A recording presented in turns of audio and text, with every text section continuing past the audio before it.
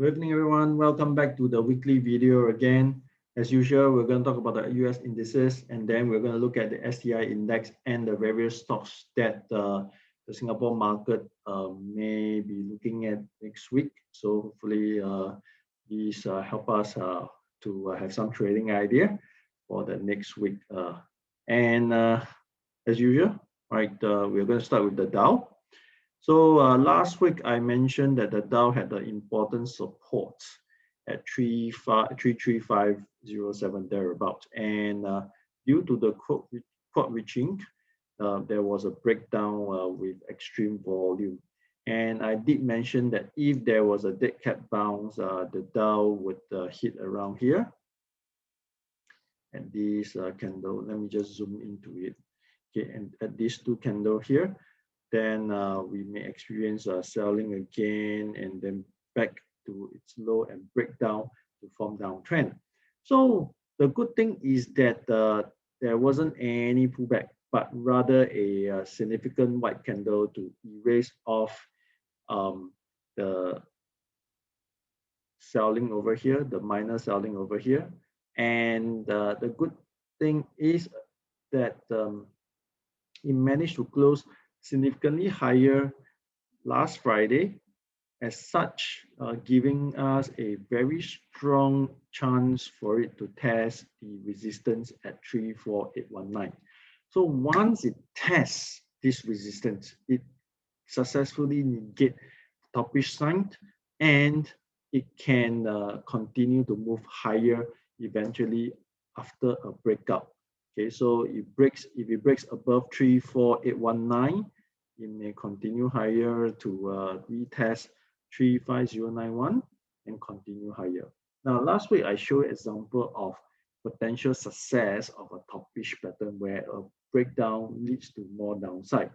Okay, of course, I did mention that there might be some dead cat bounce due to several days of selling, but turned out not to be a dead cat bounce. So hopefully we can see a more significant upside. Now I'm going to show an example that the topish pattern has been negated. Okay, so I'm going to lead you to here on this particular period. Okay, so you can see that here the Dow was feeling topish over here, and it had a crucial support at this level at 26519, and the Dow almost broken it with 2 consecutive days of attempt to sell down.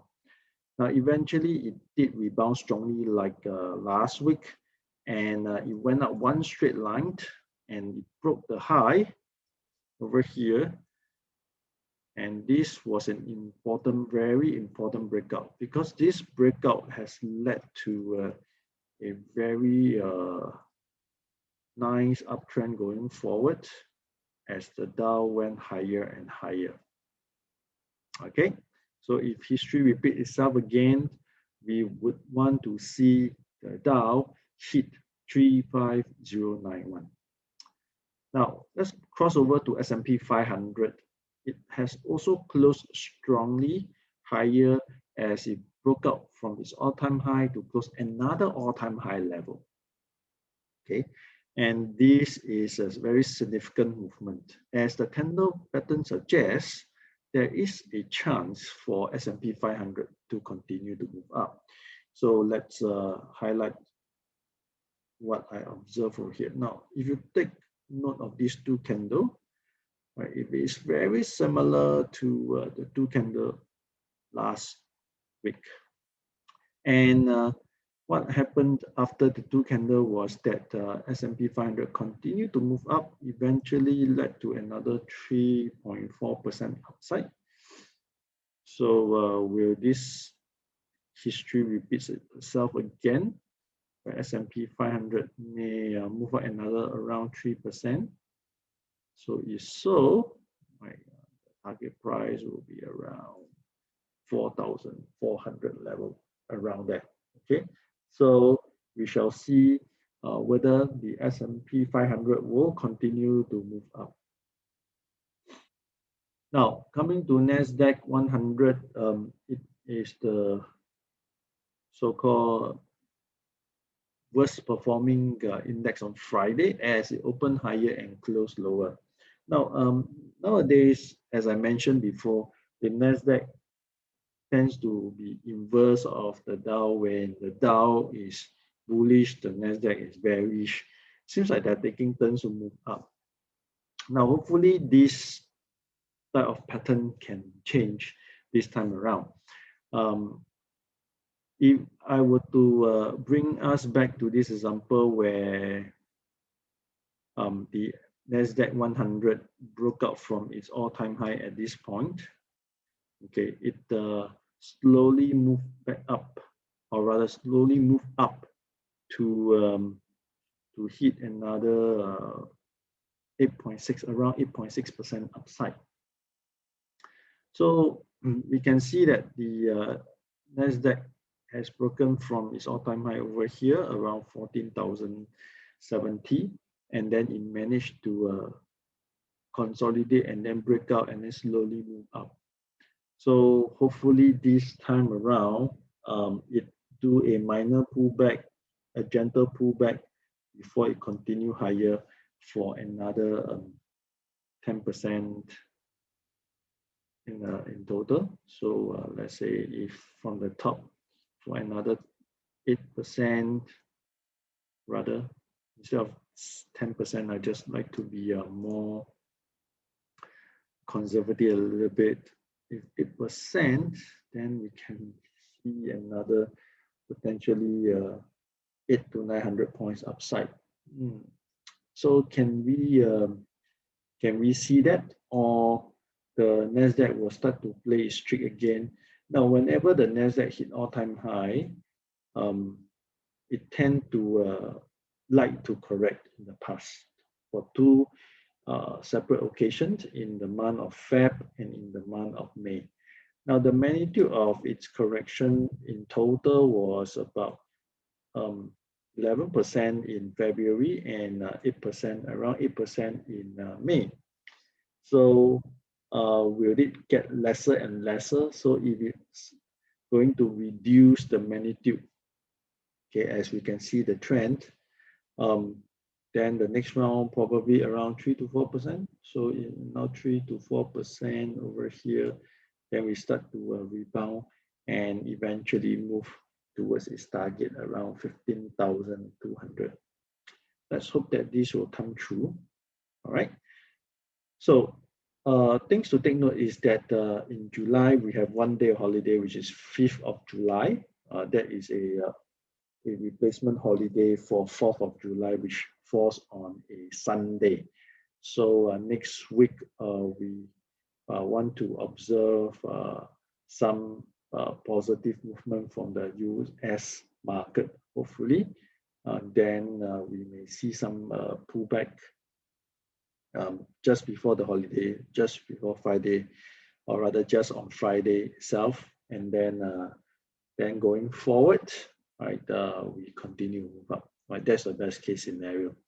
Now, coming to the Asian market, our local market STI, we see that the STI broke down from the these two candles which I mentioned last week, and it struggled to rebound. So the struggle, it's an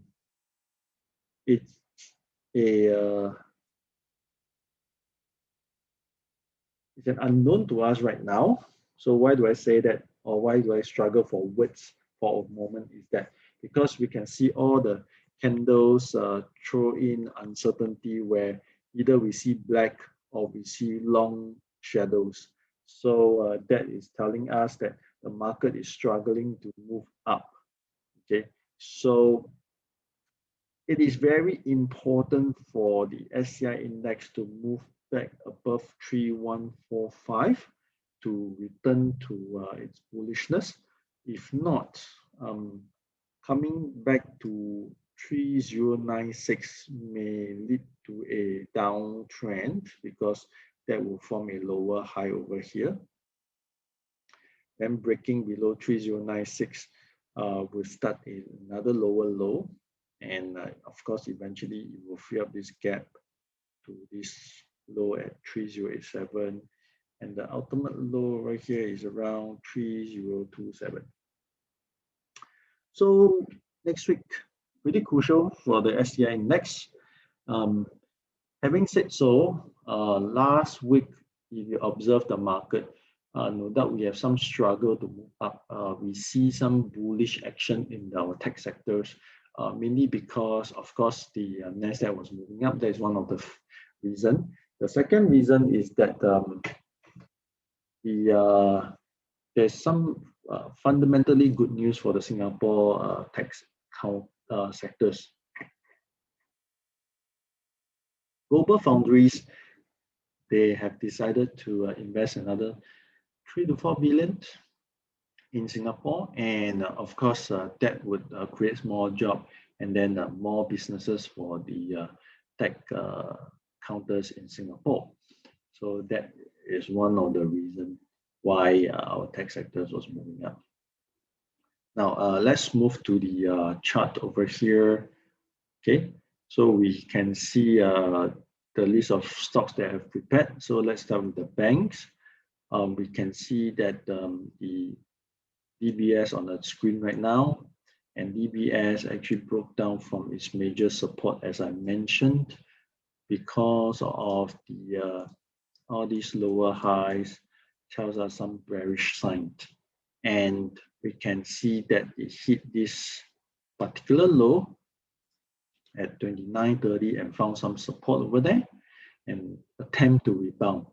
Now the attempt to rebound isn't that strong, as you see that the counter itself ended as a black candle. So if the rebound is not successful, coming back to 2930 will spell more bearishness.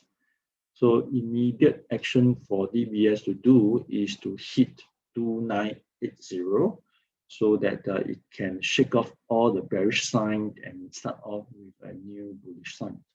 So which direction is DBS going? Generally, the trend is still down. So we would like to see some change in trend. It has to go 2980. So if it's going to continue, or rather it's going to continue its trend, it will probably hit 2930 and then break down from there.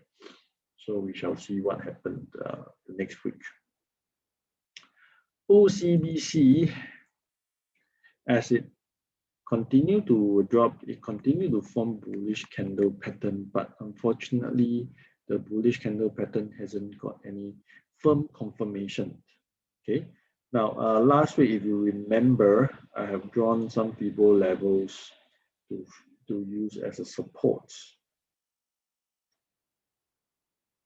So as you can see that OCBC has broken its 61.8.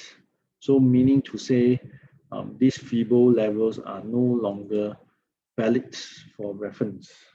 So I shall delete it off. So now we have to see whether this level at 1177 can hold and form as a new support. Okay. If I were to throw in some indicators, we can see that the very important support is actually around 1162, which is confluence with the 100-day MA and this horizontal support. So what is going to be for OCBC? No doubt you can see that the indicators has turned bullish with MACD and stochastic bullish, but we do need to see some performance. So what performance are we expecting? Now, of course, OCBC has to hit above 1197, break up from there in order to rebound successfully. If it breaks down 1177, we are going to potentially see a retest of 1162 around there, then or as low as 1155. Now, if it goes to this level, we have to be cautious because we start to see a toppish pattern again.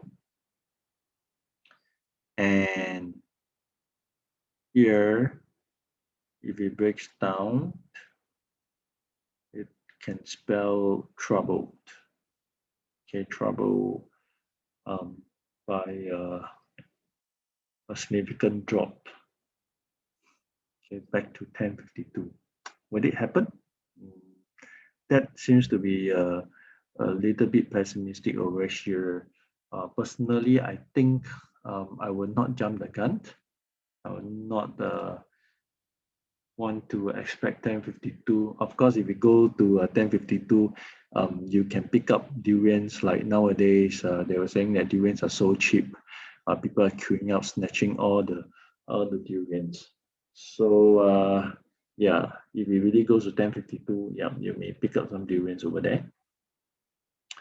UOB is also struggling in its rebound.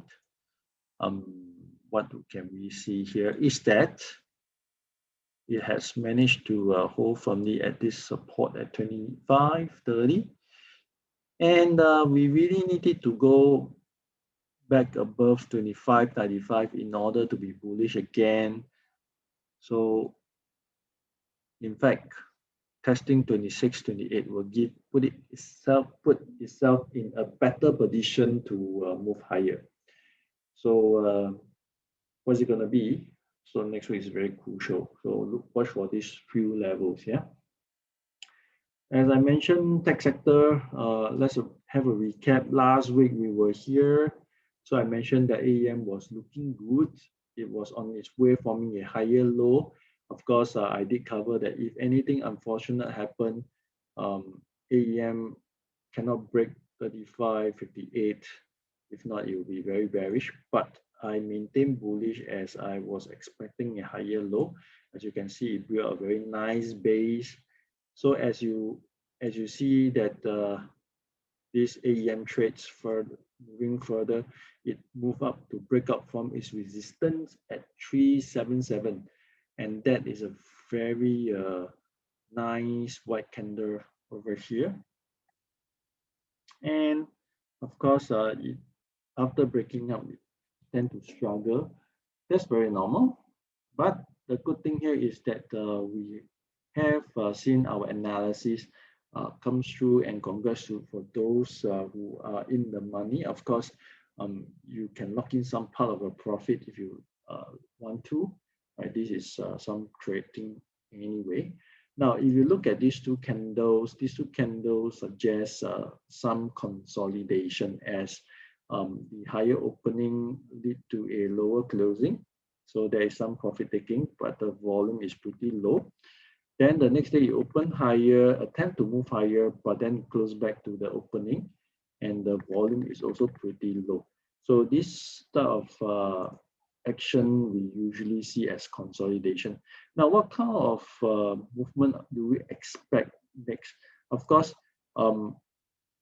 in a bullish term, is as usual, we want to see that buyer comes in with strong volume, say above 2 to 3 million, and then the price hit above 382.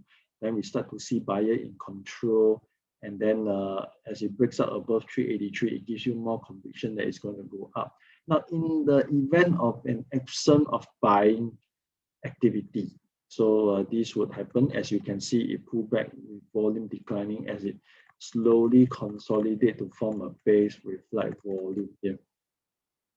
So next week is very important. Once it crossed 383 and close above 383 with significant volume, well, that tells you that, okay, I am coming, and I'm going to fill in the gap over here, or fill up the gap over here. So this is where AEM is targeting. So we were looking at 398 if it continue to be bullish. If it's not, it takes a break. So we expect some support around maybe 367. We can also use some Fibo as a measurement. Okay, so let's come to here. So we can see that, okay, around 370 or 367 should be a support. Okay, so we shall watch further. Now, UMS, I also mentioned that it is still having a chance to rebound to form a higher low, and it did. But unfortunately, it did not manage to break out from its resistance as yet.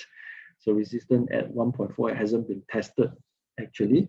And what we are looking at is that next week, will it be tested, or this UMS would continue to consolidate? So it may touch 148 briefly, then pull back to around 142, and then this time now retest 148, forms an ascending triangle, and really we may see a breakout coming. Akang datang, if really that happens. Okay, so we shall see what happened. Now ISDN, I mentioned 2 videos ago while using the screener. These levels are the 20-day MA, and it was automatically highlighted to me. So I shall just turn on the 20-day MA. Yeah, as you can see here, and yep, the signal works well, and this counter rallied all the way, break out from its resistance at 665, and we were looking forward for the next resistance to be tested. Unfortunately, profit taking started comes in as the stocks just needed a little push to touch the resistance, but unfortunately that did not happen. So very similar to AEM, this is type of consolidation, and but the only thing is that the volume is pretty high on this black candle, and no doubt the next candle the volume decreases, but still a long way to go. Now, looking at the weekly chart, ISDN still looks well, and I'm looking forward for 715 to break in order to retest 81 resistance. But that's the best case scenario, 82 resistance. If not, at least make it to 77. Okay. Nanofilm, as I mentioned last week, I was stunned and I was relieved with a rebound on Monday, but the consecutive 4 days of selling did, suggest some otherwise story. Okay, so what do I imply? Now, first, you are looking at a support level at 514. Next is that you're looking at a lower high. And the next thing is that if you were to retest 514 and break down from there, Nanofilm may have a tough ride, right, to recover. So now we know that the market don't really absorb the resignation of the CEO due to health reason very well. So initially it was still doing okay with a higher opening, but the lower closing spells some uncertainty, and in fact this counter continued to drift lower. No doubt the volume isn't that high as yet, but some cause for concern is that whether it will test 514. So hopefully it doesn't test it next week. Once it breaks above this line, around here, maybe around 536, then we may see some upside. Frencken, right? In fact, last week I prepared Frencken in my list, but I did not cover it. It was here on this particular day, last Friday, and then it managed to move up, very steadily, and then broke out to hit all-time high at the top. And this is what I call a shooting star. So will it pull back? Well, there's a chance that it can be negated as it has done before. Okay, so hopefully it can repeat it again and continue move higher to 198. Okay, so that is what the projection is about. So how does 198 comes about? Maybe I can just do a simple technical projection. which many would comment this as hocus pocus, and yeah, probably so. So the projection here is to 195, right? Maybe it may shoot up a little bit to 198. Okay, so we shall see what happened next week. Now, let's go through some counters that I find is interesting. We have Wilmar, top of the list. So let's look at Wilmar over here. Wilmar is at the bottom. After it fails to rebound from this bottom, it actually was indulged in a severe selling, and now it's trying to find another base with the what we call a descending pattern. Okay, this is the descending wedge pattern, and it needs to break out here, and then a potential rebound will happen. This is a small wedge, so the projection level will be pretty near. Okay, but if we were to break down over here, then we have some challenge as more selling pressure coming in to push the counter lower. So what is it going to be for Wilmar? The counters is very oversold, as we can see from the chart. So it has corrected since it announced good result till now, almost 17%. And how far is going to correct? Okay, if I were to measure the topish, the rectangle pattern over here, which once a breakdown suggests the projected level has already been exceeded. Okay, at around 458. So will Wilmar rebound next week? So we want to see a breakout with high volume coming in.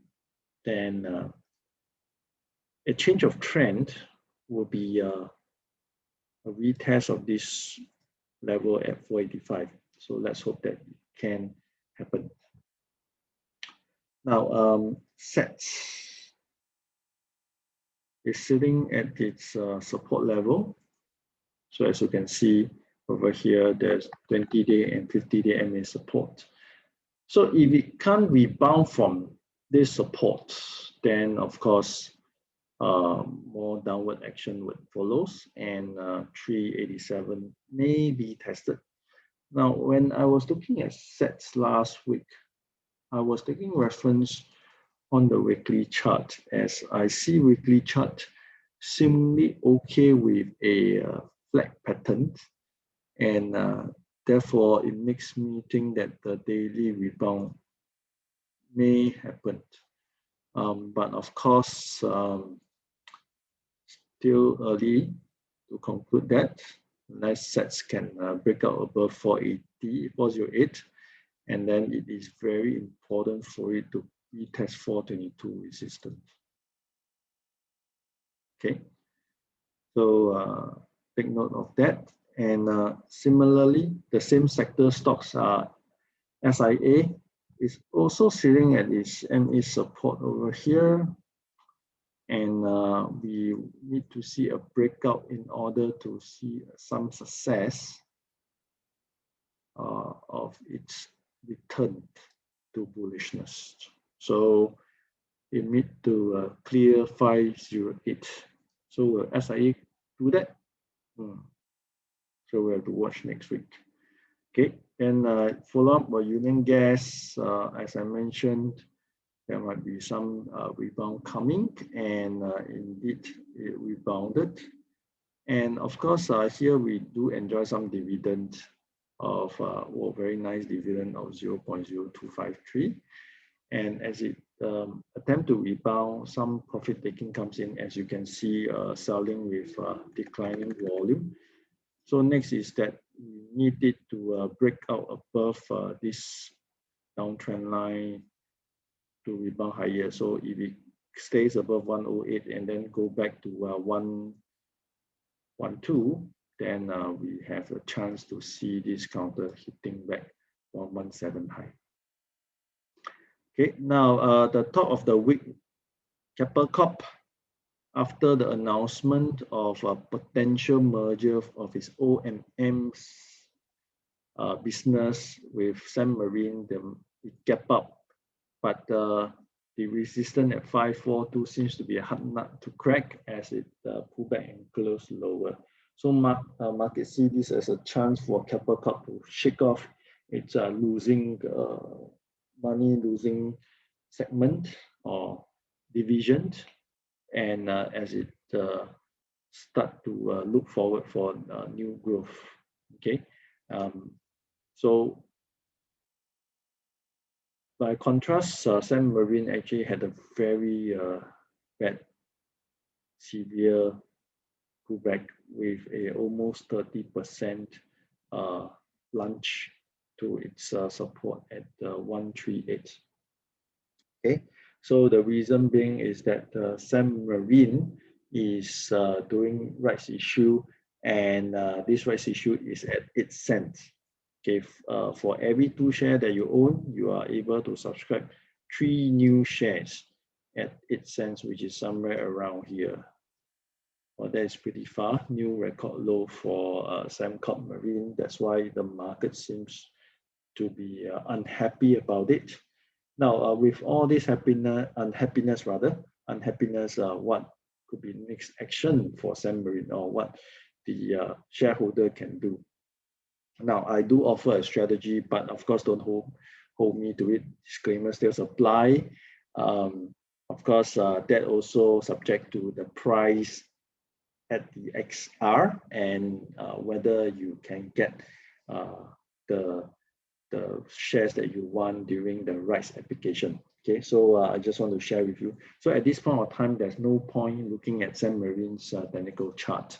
Okay, what we are looking forward is the rights issue. So if you are the existing shareholder, there's one way you can do it, is to sell your existing share at the market at the higher possible price you can find. Okay, so let's say I have 10,000 shares of Sembcorp Marine. Now, what I will do is I will sell off 9,000 at the highest possible price I can find in the market, current market. Okay, keeping 1,000.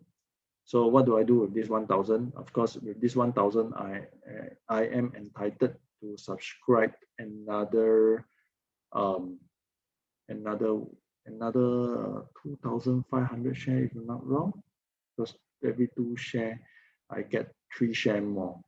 So if I have 1,000 is if I write 2 times 3, so another 1,500. Okay, sorry, should be around another 1,500. So if I have 1,000 shares, I get entitled to subscribe another 1,500. Okay, so 1,500, right? So what I will do is that I will apply for this 1,508 cents, and then I will apply for excess, right, making up to 9,000. So all in all, I will get back my 10,000, but the bulk of my 9,000 shares is at the price of 8 cents. So therefore, my average price will be put down significantly, because I do foresee that people who are not looking at this video may not think about this, and they may be unhappy about Sembcorp Marine, and then they may do this. They may not even subscribe to the rights, as the market thinks that Sembcorp Marine is not going to do well going forward. But of course, there's some risk involved, so it depends on whether you want to use this strategy or not. Okay, so with this, I'm ending this video. Hopefully, this is going to be helpful for you next week, and then for the rest of the week, do take care, and I'll see you next week.